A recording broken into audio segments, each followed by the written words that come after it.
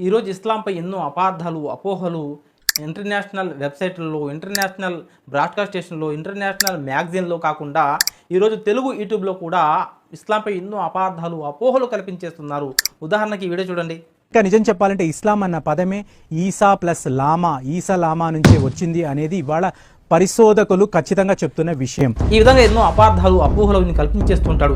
ఈసా plus లామా, ఇస్లామా అని చెప్పి కాకి ప్లస్ రాజు, కాకి రాజు, ఇక ఈ విధంగా కాకమ్మ కథలు నేను చెప్తూ ఉంటాడు.